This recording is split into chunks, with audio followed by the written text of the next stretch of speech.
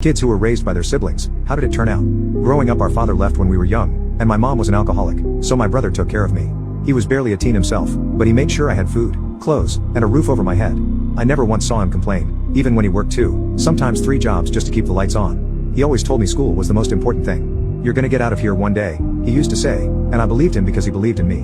When I graduated high school, he was the loudest one in the crowd, whistling and clapping like I had just won the lottery. That night, we sat on the roof of our crummy apartment, sharing a cheap pizza and looking at the stars. He told me he was proud of me. I told him I wouldn't have made it without him. A few months later, he got sick. It happened fast. One day he was fine, cracking jokes and making sure I ate, and the next he could barely get out of bed.